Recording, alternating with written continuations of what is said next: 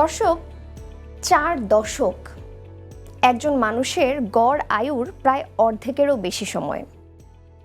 এই দীর্ঘ 40 বছর ধরে থাইরয়েডের একটি জটিল টিউমারে ভুগছিলেন 65 বছর বয়সের আবুল কাশেম।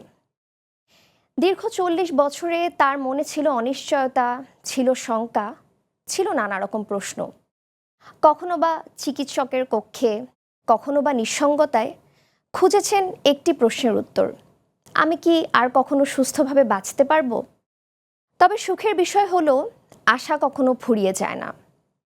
যখন তিনি প্রায় আশা হারিয়েই ফেলছিলেন, ম্যালিয়াস ইএনটি স্পেশালাইজড হসপিটালে তার এই জটিল থাইরয়েডের টিউমারটির অস্ত্রোপচার সম্পন্ন হয় এবং তিনি ফিরে পান নতুন জীবন।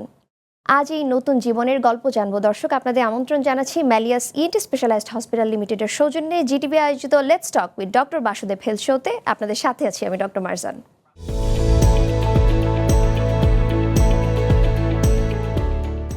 প্রিয় দর্শক, আজকের আয়োজনে আমরা জটিল থাইরয়েড টিউমার এবং এর সফল অস্ত্রোপচার নিয়ে আদ্যপান্ত আলোচনা করব এবং আমাদের সাথে বিশেষজ্ঞ বক্তা হিসেবে আছেন ডাক্তার বাসুদেব কুমার সাহা, নাক কান গলারোগ বিশেষজ্ঞ এবং head neck surgeon, senior consultant, কেন্দ্রীয় পুলিশ হাসপাতাল Rajarbagh, Dhaka, chief consultant, Malleus ENT specialised hospital limited. Sir, অনেক অনেক স্বাগত জানাচ্ছি আজকের আয়োজনে। কেমন আছেন? ডক্টর মারজান, ভীষণ ভালো আছি। আর স্পেশাল ভালো লাগাটা হচ্ছে যে আজকে আমাদের যে স্পেশাল গেস্ট আছেন, তিনি আসলে আমার অত্যন্ত প্রিয় একজন মানুষ, যে কারণে ভালো লাগাটার মাত্রাটা একটু বেড়ে গেছে। এবং দর্শক, আমার মনে হয় আমাদের সাথে আজকে বিশেষ অতিথি হিসেবে যিনি আছেন, তিনি শুধু আমাদের স্যারেরই প্রিয় না, আমাদের সবার অত্যন্ত প্রিয় বাংলাদেশে একজন স্বনামধন্য সঙ্গীত শিল্পী খান আসিফুর রহমান আগুন, যাকে আমরা আগুন নামে চিনি। ভাইয়া কেমন আছেন? অনেক অনেক স্বাগত জানাচ্ছি জিটুর স্টুডিওতে। ভাইয়া, তুমি কেমন আছো? আমি খুবই ভালো আছি এবং আপনাকে পাওয়ার পরে আসলে আমার মাথায় ঘুরছে কোন গানটা আজকে আপনার কাছ থেকে আমি শুনবো। আজকে গান না, আজকে আমরা নাক কান গলার গল্প শুনবো এবং আমিও যদি কিছু ছোট্ট ছোট্ট টিপস অ্যাড করতে পারি আমি নিশ্চয়ই, তাতেই আমাদের সার্থকতা। স্যার, যেহেতু আমরা আজকে থাইরয়েডের টিউমার নিয়ে আলোচনা করব এবং যার কথা আমি শুরুতে বলছিলাম, আবুল কাশেম, তিনি প্রায় 40 বছর ধরে প্রায় 7 থেকে 10 কেজি ওজনের একটা টিউমার নিয়ে ঘুরছিলেন। একজন মানুষের ওজনই যদি আমরা ধরি 60-70 কেজি হয়, তার গলায় যদি 7 কেজির একটা টিউমারই থাকে, তার জীবনটা আসলে কেমন দুর্বিষহ হতে পারে, এটা তো আসলে আর বলার অপেক্ষা রাখে না। তবে স্যার, শুরুতে জানতে চাই যে একজন মানুষের এত বড় থাইরয়েড টিউমারটা আসলে কেন হয়, বা এই থাইরয়েড টিউমারটাই কেন হচ্ছে? Thank you very much. এটা আমাদের প্রতিটি মানুষেরই জানবার দরকার রয়েছে। আগুন ভাই, আপনি যেহেতু একজন সিঙ্গার, আপনার জন্য গলা ভালো রাখাটা খুব দরকার। একই সাথে প্রত্যেকটা মানুষেরই কিন্তু গলা ঠিক রাখতে হবে। তো গলার সামনেই কিন্তু এই থাইরয়েড গ্ল্যান্ডটি থাকে। তো আমরা পুরো বিষয়টাকে বোঝানোর জন্য, আমাদের দর্শকরা যাতে সহজে বুঝতে পারে, যে কারণে আজকে থাইরয়েড গ্ল্যান্ডটা কোথায় থাকে সেটা দিয়ে শুরু করতে চাই এবং একটি সচিত্র প্রতিবেদন আপনাদেরকে উপহার দিতে চাই। সঙ্গে থাকুন। মানবদেহে মূলত প্রজাপতির মতন একটি স্ট্রাকচার গলার সামনে থাকে, সেটার নাম হচ্ছে থাইরয়েড গ্ল্যান্ড। আগুন ভাই, এই যে খেয়াল করছেন, বাটারফ্লাই লাইক স্ট্রাকচার, রাইট? এটি ইন ফ্রন্ট অফ দ্য নেক আমাদের থাকে। এই গ্ল্যান্ডটি হচ্ছে থাইরয়েড গ্ল্যান্ড। এই থাইরয়েড গ্ল্যান্ড আমাদের মানবদেহের জন্য অত্যন্ত আবশ্যকীয়, কারণ এখান থেকে থাইরক্সিন নামক যে হরমোনটি তৈরি হয়, আমাদের শারীরবৃত্তীয় সমস্ত কাজ সে করছে। আমাদের রিপ্রোডাকশন থেকে শুরু করে আমাদের থার্মাল রেগুলেশন, টেম্পারেচার নিয়ন্ত্রণ এবং বডির বিভিন্ন মেকানিজমে এই থাইরয়েড গ্ল্যান্ডটি আমাদেরকে উপকার করছে এবং কাজ করছে। এখন এই থাইরয়েড গ্ল্যান্ডের মধ্যে একটি অন্যতম প্রধান রোগ হচ্ছে গলগণ্ড বা থাইরয়েড গ্ল্যান্ডের টিউমার, যেটি ফুলে যায়। থাইরয়েড গ্ল্যান্ডের যে কোনো সোয়েলিংটাকে আমরা একসাথে বলছি গলগণ্ড, বা enlargement of the thyroid gland is called the goitre. এটার মেডিকেল টার্ম হচ্ছে গয়টার, যেটা সাধারণ জনগণ গলগণ্ড বলে থাকে। তো এই যে গলগণ্ড, এটার কি কারণে হয় সেটা নিয়ে অনেক গবেষণা হয়েছে। তার মধ্যে বিজ্ঞানীরা দেখেছেন যে আয়োডিনের ঘাটতির কারণে এই রোগটা হতে পারে, নাম্বার 1। নাম্বার 2 হচ্ছে ফ্যামিলিয়াল, যে এই রোগটা আছে, বাবার ছিল, মায়ের ছিল, বা তার আগের জেনারেশন ছিল, সেটা ক্যারি করছে। আর একটা হচ্ছে যেটাকে আমরা বলছি জেনেটিক্যাল বা ফ্যামিলিয়াল। এরপর হচ্ছে আর একটা হচ্ছে রেডিয়েশন এক্সপোজার। কেউ যদি পেশাগতভাবে দীর্ঘদিন এমন একটি এনভায়রনমেন্টে থাকে যেখান থেকে এক্স রে রেডিয়েশনের সে সংস্পর্শে আছে, তখন এইখানকার কোষগুলো বিচ্যুত ঘটে ফুলে যেতে পারে এবং সেখান থেকে এ ধরনের থাইরয়েড গ্ল্যান্ডের টিউমার হতে পারে। এটা মোটা দাগে কয়েকটি কারণ বিজ্ঞানীরা আসলে আবিষ্কার করেছেন। এই যে থাইরয়েড গ্ল্যান্ডের মধ্যে কোষের একটি অস্বাভাবিক বৃদ্ধির ফলে আলটিমেটলি যে কন্ডিশনটি হয় সেটা নোডুল হয়। নোডুল, একটা নোডুল বা নোডুলের বাংলা হচ্ছে গোটা, সেটাকে Singer's একটু nodule, Yes, এটা একটা অসুখ। হ্যাঁ, এই গোটাটা একটু বড় করে দেখানো হলো। এখন এভাবে সিঙ্গেল নোডুল হতে পারে, যেমন ভাই বললেন, একটু মাল্টিপল নোডুল হতে পারে, একই লোবে হতে পারে, দুই লোবে হতে পারে, এবং পুরো গ্ল্যান্ড জুড়ে হতে পারে। হ্যাঁ, তো যদি এটা শুরুর দিকে আমরা ডায়াগনোসিস করতে পারি তাহলে এটা আর্লি ট্রিটমেন্টের মাধ্যমে আমরা ঠিক করতে পারি। কিন্তু প্রবলেমটা সেখানেই, যদি কোনো রোগী এটাকে আমলে না নেয় এবং দীর্ঘদিন ট্রিটমেন্ট না নেয় তখন এটি ধীরে ধীরে বড় হয়ে যায়। আবুল কাশেম আব্বাজান যে গল্পটি শুরুতে আমাদের উপস্থাপিকা বলেছেন, তিনি কুমিল্লা নিবাসী ভদ্রলোক, 65-র উপরে তার বয়স। তো তিনি এরকম একটি থাইরয়েড গ্ল্যান্ডের টিউমার নিয়ে আক্রান্ত হয়েছিলেন। তো উনি এটাকে লালন পালন করেছেন। তো উনি কখন চিকিৎসকের কাছে যাওয়া শুরু করলেন? যখন এই টিউমারটা ফুলে ফেপে এমন অবস্থা হলো যে সেই টিউমারের ওজনে ওনার ঘাড়টা ঠিক নুয়ে পড়লো। এভাবে উনি এভাবে হাঁটছেন, খুঁড়িয়ে খুঁড়িয়ে হাঁটছেন, এবং এইটার ঠিক পেছনেই, এই থাইরয়েড গ্ল্যান্ডটার ঠিক পেছনে এই যে একটা নালী দেখতে পাচ্ছেন, এটা হচ্ছে ল্যারিংস, এই যে শ্বাসনালী যেটাকে বলছি আমরা ট্রাকিয়া। আমাদের শ্বাসনালীটা ঠিক থাইরয়েড গ্ল্যান্ডের নিচেই থাকে। এখন শ্বাসনালীর উপর চাপ তৈরি হয়ে গেছে, আমার ওই রোগীর তীব্র শ্বাসকষ্ট দেখা দিয়েছে। পাশাপাশি এই শ্বাসনালীর ঠিক পিছনে থাকবে খাদ্যনালী, তো খাদ্যনালীতে চাপ হচ্ছে, সে খেতেও পারছে না। একটা মানুষ যখন খেতে পারবে না, শ্বাস নিতে পারবে না, ঘুমাতে পারবে না, তখন কিন্তু সে আর ঘরে বসে থাকতে পারবেন না। আর তিনি তখনই কিন্তু ডক্টরের কাছে যাওয়া শুরু করলেন, এবং সেই টিউমারটির একটা পর্যায়ে আমরা সমাধান করলাম আজ থেকে প্রায় 1 বছর আগে। আমার মনে হয় সেই গল্পটা আমরা শেয়ার করব। আচ্ছা স্যার, আমি একটা প্রশ্ন করি আপনাকে, সেটা হচ্ছে যে এই যে নডিউল যখন হয়, ডটের মতন নডিউল, প্রথমে রোগী সেটা বুঝতে পারবে কিভাবে যে ওখানে নডিউল হয়েছে, কিংবা ওখানে কোনো ধরনের অস্বস্তিকর ব্যাপার স্যাপার হচ্ছে কিনা, একটু যদি খুলে বলেন। স্যার, খুবই সুন্দর একটা প্রশ্ন খুবই কিন্তু করেছেন। চমৎকার। ভাইয়া, প্রশ্নের উত্তরটা ছোট্ট একটি বিরতির পর আমরা পাচ্ছি। আচ্ছা, প্রিয় দর্শক, ম্যালিয়াস ইএনটি স্পেশালাইজড হসপিটালের সৌজন্যে দেখছেন let's talk with doctor Basudeb health show. আমাদের সঙ্গেই থাকবেন, ছোট্ট একটি বিরতির পর ফিরে আসছি।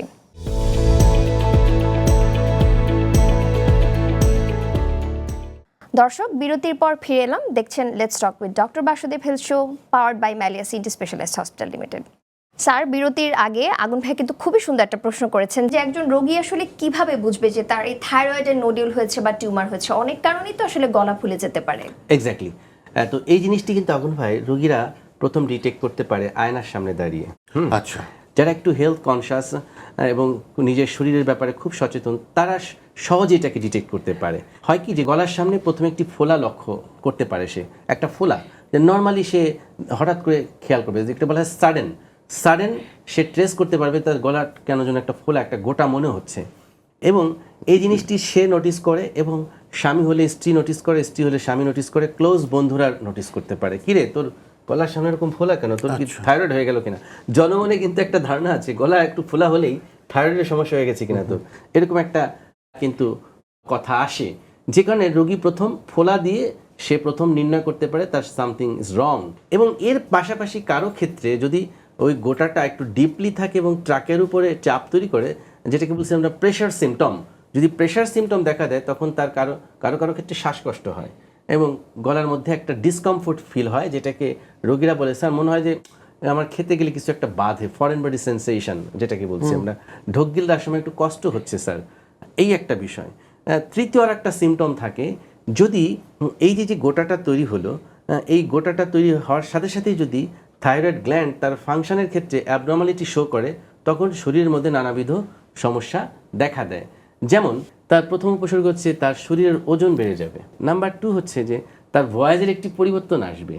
এরপর হচ্ছে নিদ্রাহীনতা দেখা দিবে, তার ঠিকঠাক মতন ঘুম হবে না। এরপর তার একটি শরীরের ভিতর অবসাদ ফিল হবে, যেটা টায়ার্ডনেস বলছি আমরা। স্মৃতিশক্তি ঠিক মতন থাকে না, সে ভুলে যাবে একটু পর পরে, মেজাজটা খিটখিটে হয়ে যাবে। অর্থাৎ তার যে ওয়েলবিং, একটা সুস্থ সুন্দর যে একটা মানসিকতা, দেহ, এটার থেকে সে বঞ্চিত হবে। এই উপসর্গগুলো যখন দেখা দিবে, সাইকোলজিক্যালি সে আপসেট হয়ে যাবে, তখন ডক্টরের কাছে যাবে। টিউমারটা হয় কেন এটা জানতে চাই। বিজ্ঞানীরা এটা নিয়ে প্রচুর গবেষণা করেছেন। তো সেটার মধ্যে তারা দেখেছে যে আয়োডিনের একটা যদি ডেফিসিয়েন্সি থাকে, এছাড়া আর কোনো হ্যাঁ এটা একটা ঝামেলা নাই। বিষয়। আর একটা হচ্ছে জেনেটিক্যাল, মানে Genetical। জেনেটিক্যালি সেটা আপনি ডিটারমাইন বলেছেন আগে। কার হবে সেটা সে তার হাতে নাই, কন্ট্রোলে নেই। ওকে, অর্থাৎ এটা মডিফাইং কোনো কিছু এটার না। কি কোনো প্রিকশনের ব্যবস্থা নাই? প্রিকশনের মধ্যে রেগুলার বেসিসে স্ক্রিনিং করতে হবে, যেমন সেলফ অ্যাসেসমেন্ট একটি ফ্যাক্টর। যেমন যারা ব্রেস্ট ক্যান্সার আক্রান্ত, বলা হয় যে আপনি নিজের অ্যাসেসমেন্ট নিজে করবেন, আপনি দেখবেন, পালপেট করে দেখবেন যে সব ঠিকঠাক আছে, কোনো চাকা অনুভব হয় কিনা। ঠিক তেমনিভাবে আমরা বলি আপনি আয়নার সামনে দাঁড়িয়ে একটু ঢোক গিলুন প্রতিনিয়ত, আপনি খেয়াল করুন যে গলার সামনে কোনো কিছু একটা উপর থেকে নিচে উঠছে কিনা, শরীর কিছু বলছে কিনা। রাইট। এটা কিন্তু একটা সেলফ অ্যাসেসমেন্ট। আচ্ছা ভাইজান, আমাদের অনেক শিল্পীদের মাঝে মাঝে শুনি যে গলা বসে যায়, একটু ঠান্ডা খেলেই হয়তো গলা বসে যায়, একটু জোরে কথা বললেই গলা বসে যায়। এই ব্যাপারগুলো কিভাবে ডিফাইন করব আমরা? মানে কোনটি থাইরয়েডের কারণে হচ্ছে, জি স্যার, আর ভয়েস তো কোনটা অনেক অন্য কারণে রোগের অন্য কারণে রোগের হচ্ছে। কারণে ভেরি হচ্ছে। ইন্টারেস্টিং। প্রিয় দর্শক, থাইরয়েড টিউমার নিয়ে কিন্তু আমাদের আলোচনা জমে উঠেছে। ছোট্ট একটি বিরতির পর ফিরে আসছি, আমাদের সাথে দেখতে থাকুন let's talk with doctor Basudeb show.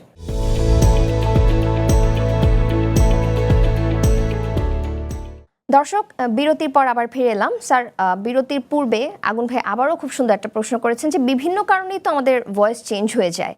তো এটা যে আসলে থাইরয়েডের টিউমার বা থাইরয়েডের কোনো সমস্যার কারণে চেঞ্জ হয়েছে, এটা বোঝার উপায় কি? বিভিন্ন কারণে হতে পারে।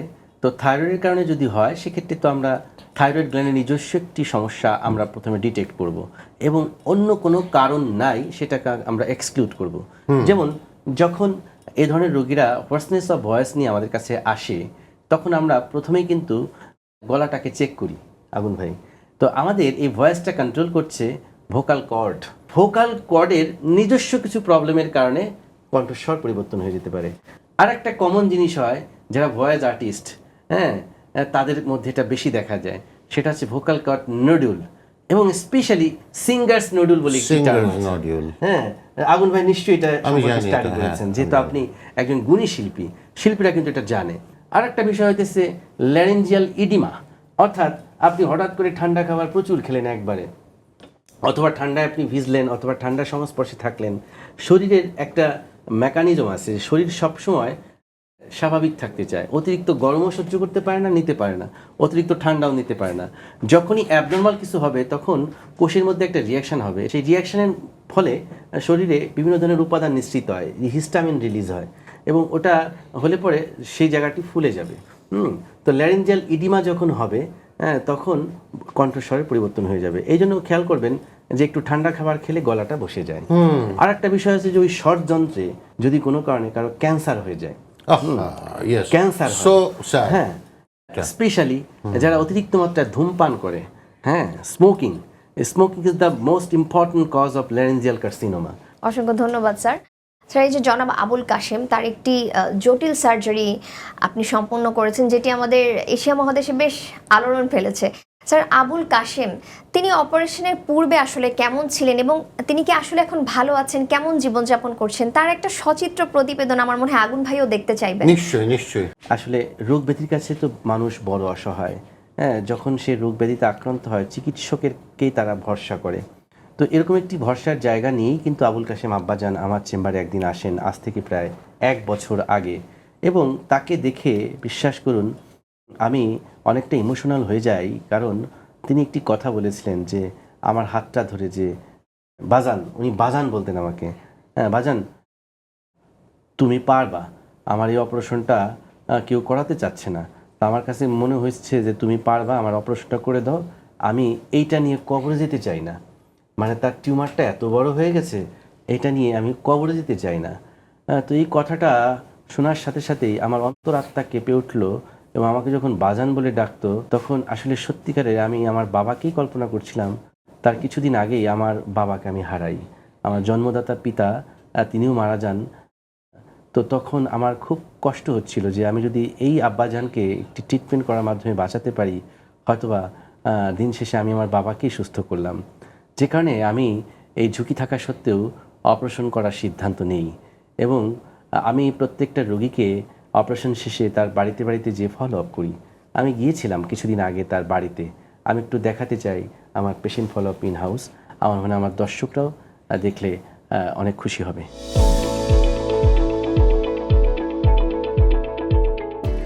ফুলের মালাটা হবে আপনার, কারণ হচ্ছে বিজয় হয়েছে আপনার। পারিবারিকভাবে কোনো বিয়ে শাদীর বিষয়গুলো যখন সামনে আসতো তখন দেখা গেছে যে এই আব্বার এই সমস্যার কারণে অনেক বিয়ে ভেঙে যেত। এই অপারেশনটি আমার জীবনের এক অনন্য অধ্যায়, একটি নতুন ইতিহাস রচনা করেছে যে মানুষ যদি আসলে মনের থেকে কোনো কিছু করতে চায় এবং মন থেকে যদি সৃষ্টিকর্তাকে ডাকে, তাহলে সৃষ্টিকর্তা কোনো কিছু আসলে বিমুখ করেন না, এবং সেটারই কিন্তু একটা উৎকৃষ্ট দৃষ্টান্ত কিন্তু আব্বাজান। এখন তো উনি একদম বীরের বেশে চতুর্দিকে ঘুরে বেড়ায়, ওনাকে পাওয়াটাই অনেক মুশকিল। আসলে ওনাকে পাওয়াই যায় না, আমরা তো সময় পাই না, ভাইয়ারা তো ফোনেই পাচ্ছে না, আমরাও পাই না, সবাই বলি কি আব্বা চেঞ্জ হয়ে গেছে। সো ভিউয়ার্স, খেয়াল করুন আমার আব্বাজানের সেই যে গলার সামনের টিউমার একদম ধরা ছোঁয়ার বাইরে চলে গেছে। আচ্ছা আব্বাজান, আপনি বলেন, এই যে আগে তো এখানে একটা বিশাল বড় ঝুলে থাকতো, তাই না? এখন এখানে কি হাত যায় না? দেখি আপনার, হ্যাঁ কাচি দেখি, হ্যাঁ এখন কি মাঝে মধ্যে হাত যায় না? আমার এখানে রাত কাই গেলে তো আইয়া সেটা এই শুনছে তাইয়া হ্যাঁ হাত কেমন চলে ভয় করে আমার। এখন কি মাঝে মধ্যে মনে হয় না যে গেল কই? হ্যাঁ গেল যেমন কিটা পইরেছি যখন এটা লাগে আমার টান। তাই না? আচ্ছা আচ্ছা, খেয়াল করুন যে মানুষটির কি করুণ দশা ছিল, সেই মানুষটি আজকে দিব্যি কাজ করছে, গৃহস্থলীর কাজবাজ করছে। আপনি কি কখনো কল্পনা করেছিলেন যে ঠিক এইভাবে আপনি কামব্যাক করবেন, অর্থাৎ এইভাবে আপনার নতুন একটি জীবনে ফিরে আসবেন? না, আমি তো বুঝি যে আমি তো বাঁচতাম না, যে আমি খানা খাইতে পারছি না, তারপরে মনে করেন যে ঘুমাইতাম পারছি না, শুইয়া সবসময় আমার ঘর দিয়া বালিশ দিয়া, তো আমি তো কথাই কইতেছি না, মনে করেন আমার কান্দা শেষ হচ্ছে না, আমি তো বুঝছি যে আমি মরিয়াছি জ্ঞান, আমি যে বাস আমার আল্লাহ আপনারা পাইয়েন, আল্লাহ আমারে বাঁচাইছেন, এটা তো এতদিন পর্যন্ত কোনো মনে করেন আমি মৃত্যু হয়ে গেলাম। এখন তো কাজ বাজ করতে কোনো সমস্যা হয় না, তাই না? না, আল্লাহর মতন কাজ করতাম পারি, খানা খাইতাম পারি, তখন আল্লাহর মিলে কোনো সমস্যা হয় না। অপারেশনের পর থেকে আজ অবধি আমি তার ফলো আপ করেছি। নেক্সট অর্থাৎ গত 3 থেকে 4টি ফলো আপ ফ্রিকুয়েন্টলি ম্যালিয়া সিএনটি স্পেশালাইজড হসপিটালে হয়েছে। তার রেগুলার চেক আপটা আমরা করেছি। ফাইনালি আমরা আজকে তার বাসায় এসে পুরো চিত্রটা খেয়াল করলাম এবং দেখলাম যে তিনি সম্পূর্ণ সুস্থ আছেন।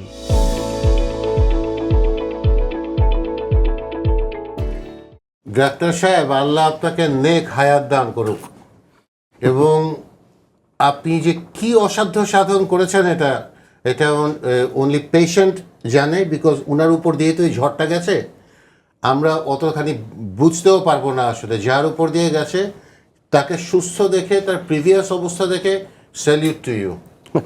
It's my pleasure.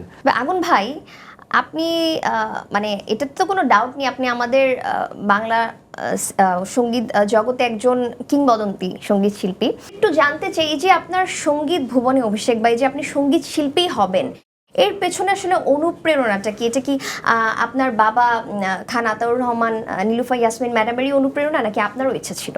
ইচ্ছা অনিচ্ছার থেকেও বড় ব্যাপার হচ্ছে ব্যাপারটা জেনেটিক।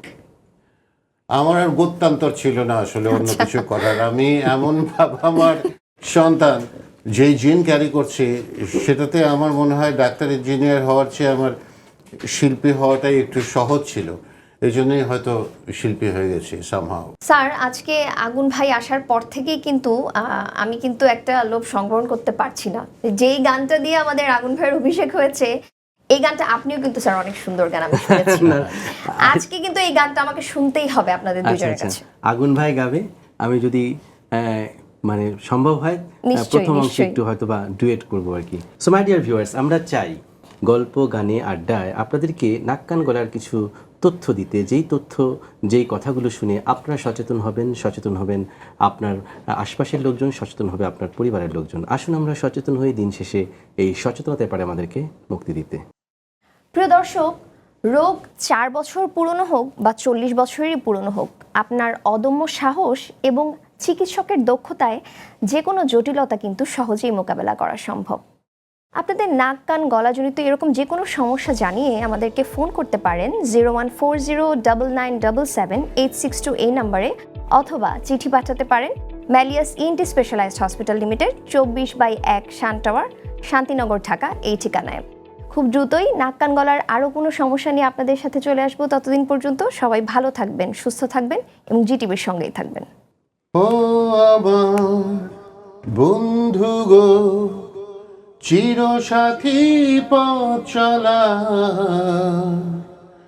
তোমার জন্য গড়েছি আমি মঞ্জিল ভালোবাসা। একসাথে রয়েছে দুজন, একই ডোরে বাঁধা দুটি প্রাণ, ছিঁড়বে না কভু এই বাঁধন, আসলে আসুক তুফান। তুমি আমারি, হায় বলবো শতবার। ও আমার বন্ধু গো চিরসাথী পথ চলা, তোমার জন্য গড়েছি আমি মঞ্জিল ভালোবাসা।